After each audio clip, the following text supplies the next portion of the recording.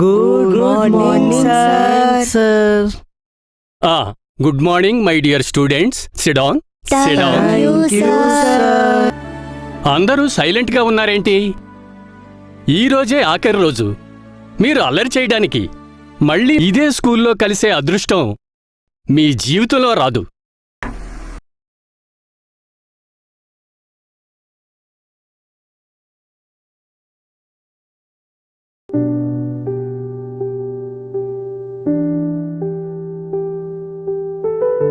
పెద్దయ్య నమస్కారం.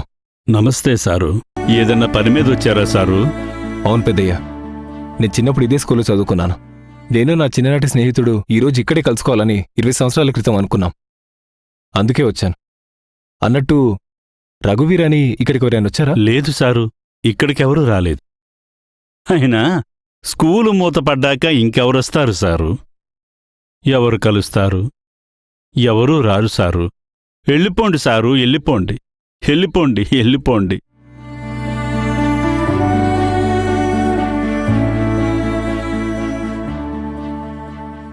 ఇంకో 20 సంవత్సరాల తర్వాత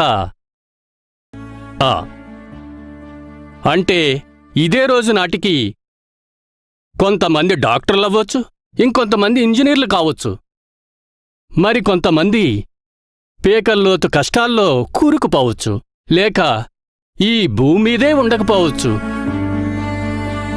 ఎవరు ఎలా మారినా మీరు ఒక స్థాయికి ఎదిగినా లేక పడిపోయినా మళ్ళీ ఇదే స్కూల్లో కలిసే అదృష్టం మీలో ఎవరికో 1% మాత్రమే రావచ్చు, రాకపోవచ్చు.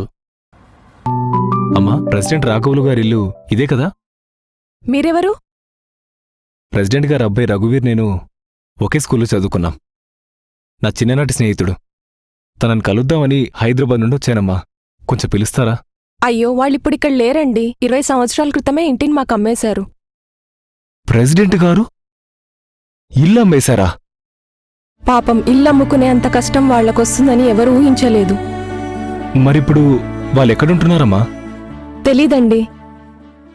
అప్పుడేదో రాజకీయ గొడవలున్నాయని రాత్రికి రాత్రే ఊరు విడిచి వెళ్ళిపోయారు. ఇప్పుడు వాళ్ళెక్కడుంటున్నారో మాకు తెలీదండి.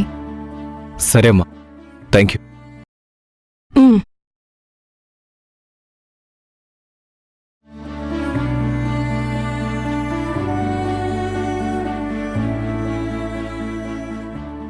ముస్తఫా, ఇది మీలో ఎవరు రాశారో కాని ముస్తఫా అంటే ఒక మంచి అర్థం ఉంది. ముస్తఫా అంటే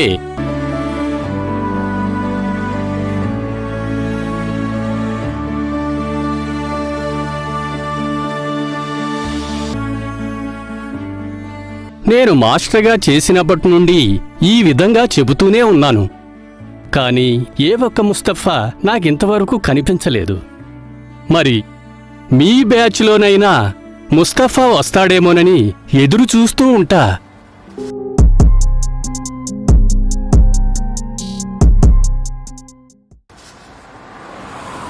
ఇక్కడ రఘువీర్ అని ప్రెసిడెంట్ రాఘవులు గారి అబ్బాయి. నా మనవడే సారు. తమరు? మీ మనవడి ముస్తఫాని తాత. ముస్తఫానా? ఒక్కసారి చూపించు తాత నా ముస్తఫాని. నా మనవడు ఇంట్లోనే ఉన్నాడు సారు. తీసుకెళ్తారండి సారు. గదిగో.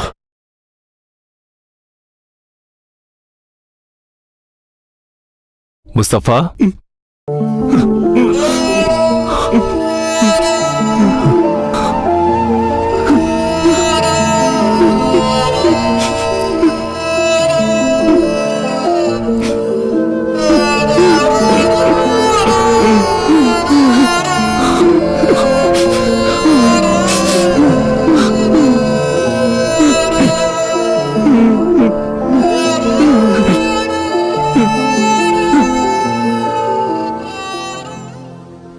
సర్పంచ్ గారి అబ్బాయి కలెక్టర్ అవుతాడని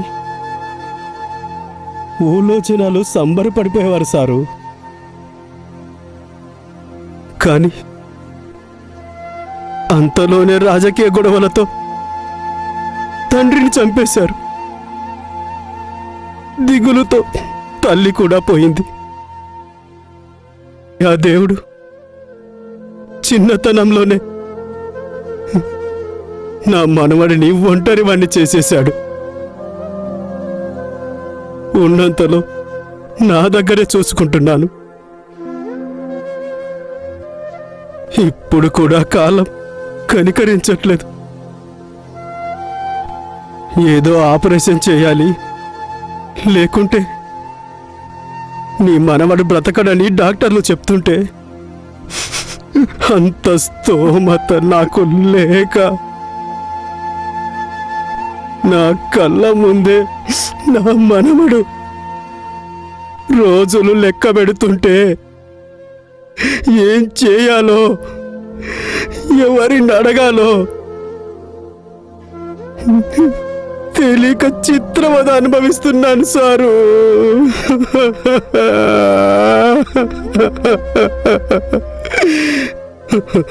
చిత్రవద అనుభవిస్తున్నాను సారు.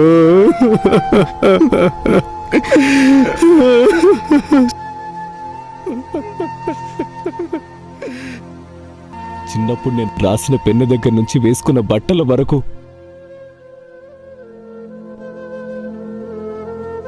ప్రతిదీ నువ్వు పెట్టిన భిక్షే కదా ముస్తఫా.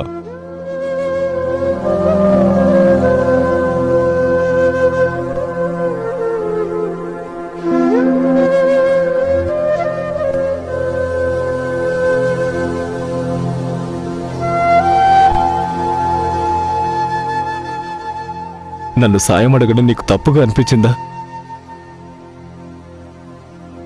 నాతో ఒక్క మాట చెప్పాలనిపించలేదా?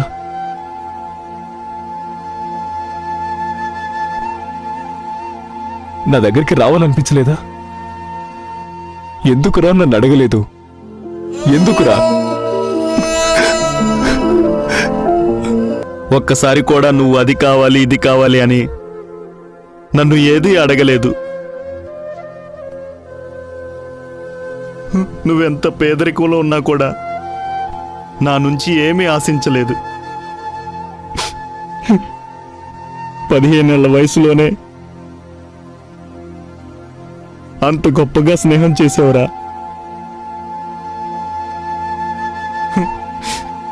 నీలాంటి స్నేహితుడు దొరకటం నా అదృష్టం ముస్తఫా.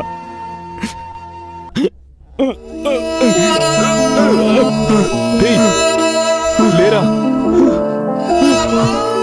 ముస్తఫా? అయ్యో దేవుడా, 20 సంవత్సరాల తర్వాత మమ్మల్ని కలిపింది ఎందుకా? నా దోస్తుకి సాయం చేసే అవకాశం ఒక్కసారి ఇవ్వు దేవుడా. నీ చేతిలో నా ప్రాణాలు విడిచే అదృష్టం ఆ దేవుడు నాకు ఇచ్చాడు కదా ముస్తఫా.